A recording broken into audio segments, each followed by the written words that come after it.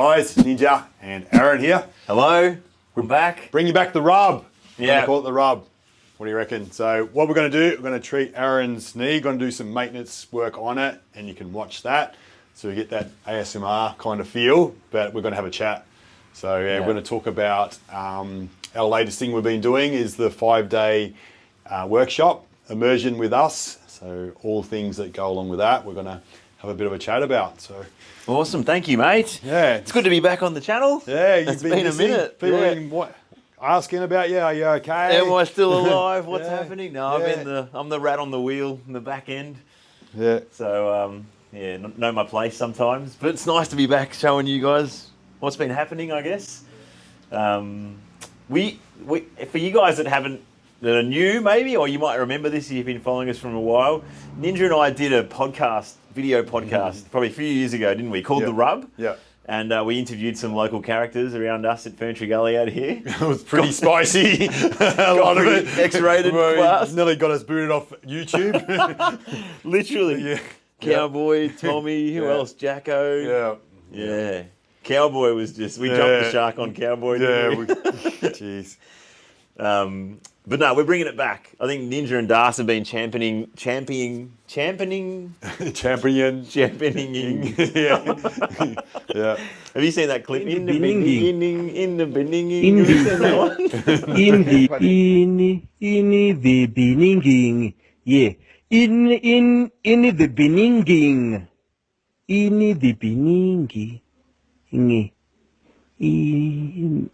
Some African speaker can't say beginning. Yeah. You know, in the beginning, God said whatever. He does this speech, and it's 3 minutes of him trying to say this word, and he would not move on. In the beginning. Championing. Yeah. That's not a word, is it? No. Anyway, you guys have been doing the podcast series, just having a chat, haven't you? Yeah. And it's been really well received. A lot of comments out there saying how much people have appreciated the chat. And it's cool because we used to do this stuff, but I think it wasn't as received. So you guys have really been able to put what we talk about off camera on the map, and people have been really receiving it so well. So yeah, I'd love to play a role in that too. So yeah, we're bringing back the rub. Yeah. Hey, so it'll be a treatment, but it's not about teaching. It's more about us just connecting in and talking about what's been current. And as you said, we've just come out of an intensive, haven't we, with our latest students. So yeah, we had 8 students down with us from Wednesday to Sunday last week. 4 from Melbourne, 4 from Queensland, which is northern Australia. And they came down to immerse in life with Ninja and I and learn bodywork and everything that goes with how we teach bodywork, which is a lot of personal development as well. We really expose them and rip them open and then put them back together, a different, better human that's equipped with skills that can help people in their community. So it's, the way we teach our stuff, it's been an organic development, hasn't it? But it's super holistic and comprehensive, isn't it? It's much of a personal development or healing experience as it is a professional one. Yeah. Yeah, people go deep and open up, like you said. And it's like everything we've got to offer, all our different skills that we've got and experience, we can showcase it in a 5-day workshop, can't we? So it is very much bodywork, dominated. But when you add in breath work, meditation, strength work, movement work, and other different challenges. Cold exposure. Yeah, there's all these different challenges. Yeah, that people have. Yeah, being barefoot, even like the Queenslanders, they were kind of just rugged up. Yeah, rugged up and just didn't want to take their shoes and socks off. But it's just part of it, isn't it? Like to condition yourself, your body and your mind to being the best body worker possible. Like, we make it happen for them, don't we? Yeah. So it's unreal, and we just think it was the best one we've ever run. Yeah, we always think that every time after we come out of anything, like either with Mac or the Money Spot weekends, or even a workshop we're running with our own business. We always think it's the best one we've ever done. So it's be the change is the word. I think we want our body workers to not only be really good with their hands, but to be the inspiration, so their clients can see the change that they want to make in themselves, in the person that they're going to see. And that's just kind of organically how we've run our business, though, hasn't it? Like we didn't set out like that, but I think we value health and training and I guess, inspiring so much that, rather than just teach techniques, we teach how we live. Yeah. And it's well received too. Yeah. My favourite part, man, is like when you get to see like the people that haven't done strength training do something that they didn't think they were capable of, and you just see their eyes light up. Yeah, that's it. Hands up again now. Hands up. Come on. You got it. You got it. Yeah. Just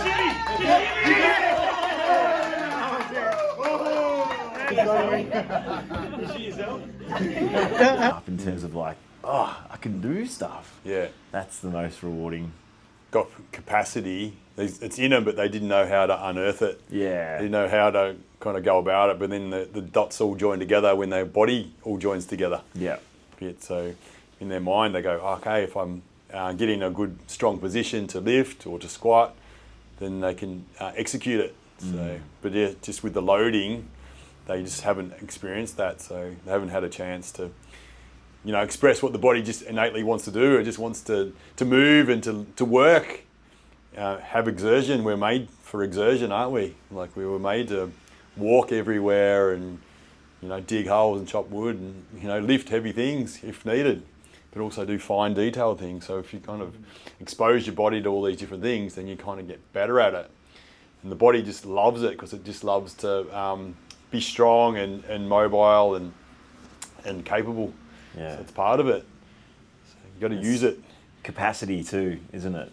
How big is your circle of capacity, whether it's physically, mentally, ability to hold a conversation, share wisdom, knowledge, do this, lift, sprint, it's, laugh, play. Yeah. If you're one-dimensional, you're stuck in a box, or if you never expose yourself to a diverse range of life, you're one-dimensional, hey? But I think that's what we've realised, and we're still honing in on, is that diversity of life and having capacity and being able to, be cheeky and make crude jokes maybe and just have a nice gutful laugh, but then also be able to be very serious and go deep, and then be able to in the same day go do barefoot sprints and then maybe jump in a cold lake and then, share a vulnerable embrace. Like there's so much to what we're, I guess, finding out is the whole meaning of the human experience, that we just want to share it with people, and it's so well received. I think people just, I think we're blessed to work in such a place that allows us to bring this out, but so many people that come to our intensives haven't been living that, and so when they do get to experience it, it's so wholesome, their reaction, that makes us realise how important this stuff is, validates it. Yeah. We just want to keep sharing it, don't we? We just want bigger groups and just... I think what I realise is people have repressed parts of themselves. Like they don't kind of give them permission to have fun or tell jokes or just lift. Yeah. Be cheeky and be everything. Be serious and have fun. So there's a time and place for everything, or just observe beauty, all these different things that are on this planet. They're at our disposal, really, aren't they? Let's utilise it all, because that's part of the richness of life. Being able to experience everything, not just repress everything because you don't think you're capable, or society says no, or whatever it is. A lot of times it's not actually true. So belonging is important, isn't it? Yeah, find your tribe. Yeah. Where we said in it, your vibe attracts your tribe. So be yourself, be authentically you, and then you'll attract your tribe. But if you're being fake, you're trying to fit into somebody else's mold, somebody else's box, or society, or whatever it is, or your work or your family, you kind of you're repressing a lot of stuff, and you're not going to actually attract in the right people. Just keep searching. They're out there. Your people are out there, eh? Yeah. But as a lot of our students, two of them specifically, who I spoke to a week before the course started, they just took that plunge. So sometimes you're still going to have that courage, or take that first action, that step. It's not just going to come to you. You've got to seek it out. But I guess before you seek it out, you've got to have the intention that you're searching for it. You want it to become apparent. Yeah. It's good stuff in there. Just there. Yeah, really good. What's something that's really cool that's come from us doing in-person stuff is you can kind of bring a bunch of misfits together, Yeah. strangers together, and just how quickly everyone in a group can connect and bond and relate to each other and kind of form something that's long-lasting. Mm-hmm. You know, I don't know if anybody else has had that experience where you do intensive workshops and things like that, whether it's a weekend or a day. Like you can really, go deep with people right from the get-go if you kind of let your guard down and Be yourself. Yeah, the space is held well, Yeah. So I think that's one of Doesn't our... get shut down. It's like, oh, hang on, the facilitator goes, you can't say that. Yeah. It's just Yeah, free for all. yeah, Within reason, but I think play and humour and fun is one of the reasons why people even watch this channel. Obviously, it's for the content, education and stuff, inspiration, but I think people can relate to just the realness of that we're the same off camera as on camera. And I think people are probably playing a character a lot of their life, aren't they? They're trying to fit in, as you said, not stand out. But what's your thing? It's like you risk losing attachment when you are authentic. yeah, Especially if you've lived a life where you fabricated this character to fit in. yeah. It's the Gabor Mate thing, is the dichotomy. When you're authentic, you risk losing the community or the family or the workplace or whatever, the relationship, because they might not like that. You might not fit into their expectations and their standards and their whatever. But it's, you're going to find... But the beauty in that is you're going to attract in the people that are kind of more in alignment with you and what you want to achieve in your life or experience in your life, Yeah. So people you want to hang around with. And one of the most important things in life is relationships, isn't it? Who you're hanging around with all the time. Yeah. Because who you're sharing the journey with. You want to hang around with people that you actually can relate to and you like, or the right amount of challenge and support from them. Not just all challenge or support, or you want to have a blend, but generally be going in the same kind of direction. Want to live a similar sort of lifestyle to you, have a similar sort of thought process to you, perhaps. And it's really important. So you end up the average of your 5 closest people is something I always remember. So if you've never pondered that concept, who are your 5 closest people? And if you currently feel stuck in a situation and you want to level up, you got to think about the people that you're hanging around with most, because you will average out in relation to them. So if you want to be fitter, you got to hang around fit people. If you want to be wealthier, you got to hang around some people that have made some money. If you want to get good at bodywork, you got to hang around with people that do good bodywork. It's pretty simple. Yeah. You got to find the right circle. Yeah, like attracts like in some ways, doesn't it? Yeah. But the hardest part, if we've been friends for 30 years, or I can't. It's like, well, you can. You have a choice, but it's going to take that action and a bit of courage, maybe, to say no and put yourself first and find something different. Yeah. And I think about that kind of decision too. I've been thinking about that lately. So if you kind of you want to break up with somebody else, I've been thinking about this. Like, you're not going to just affect them and yourself. It's sort of like you're affecting because if you're in a relationship you don't want to be in, you're blocking yourself from finding that person that could be perfect for you. But you're also kind of blocking them, the person you're with right now, from finding the person. So there's, in effect, 4 people can be affected from one decision. 4 people can be happier from one decision. You know what I mean? So it's like your actions can be more wider thing than you think. Yeah. Wider spread. But 2 people mightn't be living their best life because you're just staying in it, or you're not working on it, or whatever. So it's like it's important what you do. So it's worth pondering. Yeah. If you are stuck, what are you going to do to shake it up and get unstuck? You know, you've got to take some kind of action. You either need to act to make it better or act to make it a different path. I think so many people get in this stalemate where they do neither, and then they end up just stuck and stale. And blaming. You know, that's where probably the resentment and the blame and the finger pointing comes in, because they're in the futile position where they're not in the driver's seat. So you can put yourself back in the driver's seat by taking action and doing something at least. Move the needle. I think a good example I talk to a few people about is like in a relationship where the kids have left home and stuff like that, and it's just been like a working kind of transactional relationship for years, say like 10 or 15 years between the mum and the dad, and then the kids have left and they kind of don't know, they're not relating to each other, but do they actually talk about how we're going to reconnect? Are we going to start dating again? We're going to, let's spark this back up. They don't even have the conversation, so they kind of live in parallel lives, and like neither of them are happy really.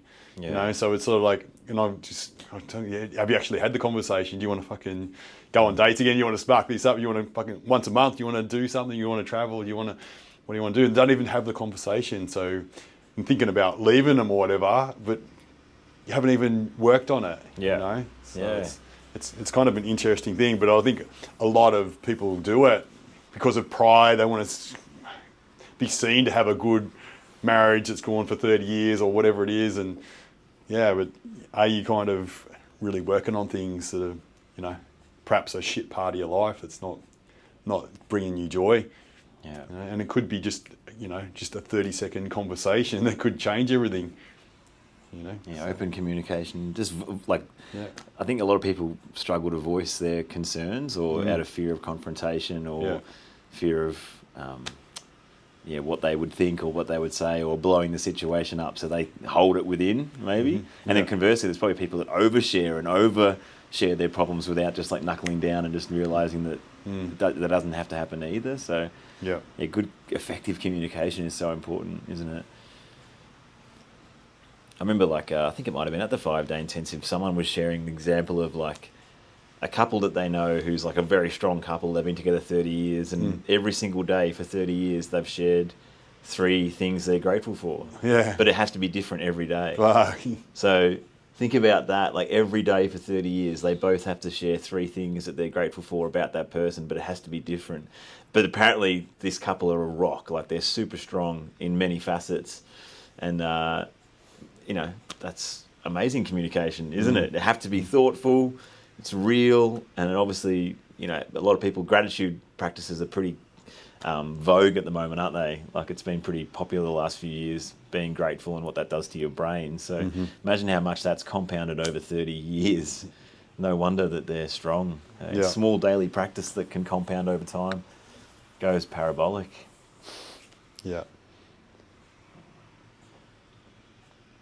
So what's you got self-worth and self-esteem. So that would be good for your self-esteem, wouldn't it? You're getting that validation all the time. And then it maybe will shine lights on areas that you do then build self-worth, because it was showing you where you maybe... You want more of that. your blind spots were about what you didn't see in yourself, Because what's the numbers? It's 356 or 365, isn't it, by 30? I think it might be just one a day is a lot, isn't it? You come up with 300 different things a year. For 30 years. That's nearly 10,000. So it's over 30,000 things that they've said to each other. You'd have to get pretty resourcul. You'd be looking for shit. You'd know everything that's good about you. It's cool. Anyway, so what can people expect if they come and do some in-person work with us, or even just do the course? I think it's awesome to have the insights you can get through video and kind of let that kind of sink into your brain a bit, like our concepts, and kind of try and follow what we're doing. But when you're in person, it goes to another level, because we can actually really guide you, into the right spots, the right pace, the right pressures and things like that. But we can do it on you as well, so you can kind of have these light bulb moments where you feel stuff melting and your pain going away. we had a few of those kind of light bulb moments. People had stuff stuck in their hips and things like that for years, and able to kind of hook into it and hit the spots because we kind of followed the principles and things, and be able to kind of shift it out. And it was just like almost instant. Like this one lady didn't have a solid night's sleep for years and years, for 20 years, or hip kept on waking her up, and then she had a good night's sleep after we hit the spot, and there was just a knowing. So I think it's really important to do the in-person stuff with us, isn't it? So you can have the whole experience. Yeah. Well, if you're a bodyworker and you want to get really good, and you also want to level up as a human and go through a personal experience of receiving this work for yourself, so at a learning experience you can get things fixed, but then also just get a taste of how we live, and so you can do it with your own life. Highly recommend you come to Melbourne, and you might be international, but every year we have people from overseas come to Melbourne, other side of the world for a lot of you. Over the last few years we've had people come from America, Finland, Egypt, all these places, because they've seen that they have to come to the source, and it has been so transformative for them. So don't see that as a barrier. You can make it happen. What's your thing, Ninj? There's no lack of resources, there's only lack of resourcefulness. Yep. So if you want this, how bad do you want the footy? You're in the clutch part of the game. You want the ball in your hands, So, if you see value in it, if you feel like we're going to be able to make your life better and obviously equip you with skills to make others' lives better, get in contact with us, and we'll let you know when the next 5-day course is. And obviously you can drop straight into the mentorship and the online certification, which everyone goes through as well. So we run a live class every week. We have a Discord server with all our certified bodyworkers and in-training bodyworkers around the world too. So a really cool community online. And obviously you get our video library of techniques that we put in one resource. So you can always fall back on in terms of how to do a knee rub like this, rotator cuff, foot stuff, whatever it is. We teach you how to get it done. That's it. Cool. Might be done. What do you reckon? Welcome back to the Rub, guys. I'm back. Yeah. Podcast is up and running. Yeah. We're going to do a weekly episode, Ninja, or what? Yeah, maybe fortnightly. Fortnightly? Yeah. All right. Maybe do some stuff from Bali. Maybe we can. We're off to Bali next week. Yeah. Or I'm next week, you're the week after, right? Yeah. So we're going on tour. So watch out for that. Yeah. Give it your treatment on the beach. Yeah. Take my wax over. Sounds good. I'll return serve as well, Ninja, for you. Cool. Thanks so much, guys. Thank you. See ya.